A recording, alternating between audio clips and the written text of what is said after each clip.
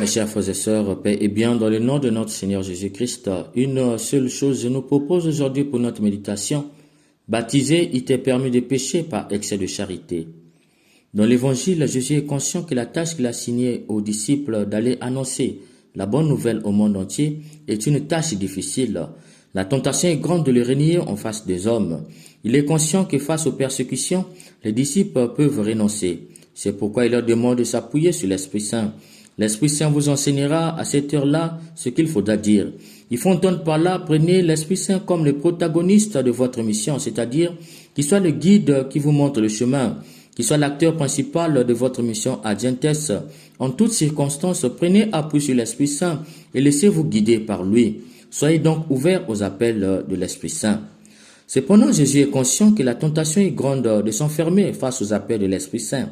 La tentation est grande de douter de nous-mêmes et des autres. La tentation est grande de renoncer. La tentation est grande de vouloir rendre le mal qu'on a subi au nom de Jésus-Christ. D'où il leur dit, si quelqu'un blasphème contre l'Esprit Saint, cela ne lui sera pas pardonné. Qu'est-ce qu'il y a à dire blasphémer contre l'Esprit Saint? Blasphémer contre l'Esprit Saint, c'est renoncer au bien, c'est s'enfermer aux appels du renouveau que nous dicte l'Esprit Saint, entre autres la réforme. Une église qui ne se réforme jamais est une église qui blasphème contre l'Esprit Saint. Il en va de même pour une communauté, une personne qui ne change pas, et elle blasphème contre l'Esprit Saint. Blasphémer contre l'Esprit Saint, c'est douter de son propre charisme et de ses propres dons.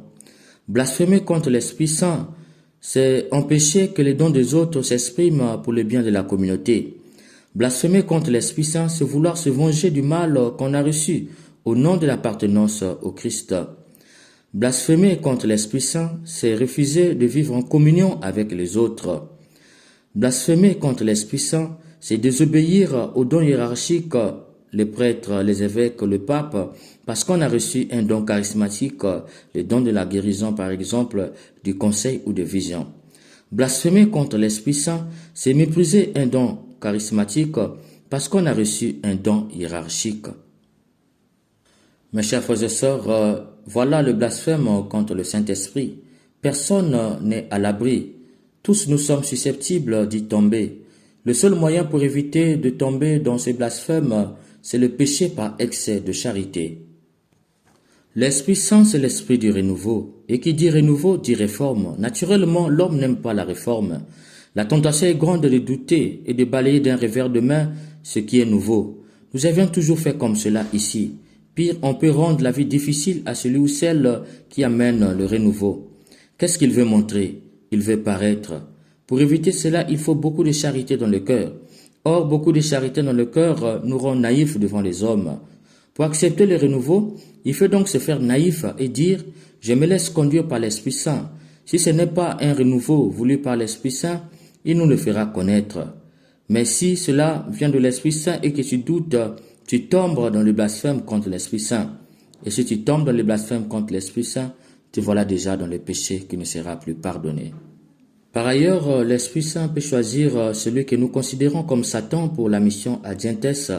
La tentation est grande de dire de lui qu'est-ce qui peut sortir de bon, de là le mépriser avec son charisme, car on ne voit en lui que son passé plutôt que son présent et même son futur. Pour éviter cela, il faut beaucoup de charité dans le cœur. Or, beaucoup de charité vous rend idiot aux yeux du monde. Pour accepter le charisme de quelqu'un que nous avions pris pour Satan, il faut être idiot. C'est la même chose au niveau personnel. Est-ce que je peux mettre tel talent au service des autres? Je veux me faire passer pour un imbécile. Il faut beaucoup de charité dans le cœur pour dire, même si je passe pour un imbécile, cela ne me fait rien. Si c'est l'Esprit Saint qui m'envoie, il saura me justifier. Que de dire non, je ne peux pas et tomber dans le blasphème contre l'Esprit Saint, au cas où cela viendrait de l'Esprit Saint. C'est ensuite la même chose avec le don hiérarchique. La tentation est grande lorsqu'on a reçu le don hiérarchique, diacre, prêtre, évêque, de balayer d'un revers de main quelqu'un qui vient exprimer qui sont en lui un don charismatique, guérison, conseil, vision et bien d'autres. Pour le laisser s'exprimer, il faut accepter de paraître imprudent aux yeux des hommes. C'est enfin la même chose avec le don charismatique. On est brûlant d'un don de vision par exemple, et puisqu'il doit être approuvé par celui qui a reçu le don hiérarchique, et il te dit, il faut patienter, on va d'abord discerner, Pour accueillir cela, il faut accepter de paraître fou aux yeux des hommes. Refuser, c'est blasphémer contre l'Esprit Saint qui a institué le don hiérarchique pour approuver le don charismatique. Mes chers frères et sœurs, accepter d'être fou, imprudent, naïf et même idiot, c'est cela que nous avions appelé le péché par excès de charité. Je te crois jusqu'au bout, je fais le bien jusqu'au bout, je suis ouvert jusqu'au bout, je me laisse guider jusqu'au bout. Peu importe si je suis traité d'idiot, de fou, de naïf et d'imprudent par le monde.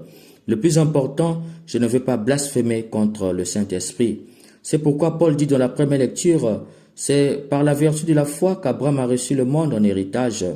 Il a accepté d'être pris pour un con par les autres en quittant son pays plutôt que de s'enfermer aux appels de l'Esprit Saint qui serait blasphémé contre le Saint-Esprit. Si tu as compris, va et pêche par excès de charité. Amen.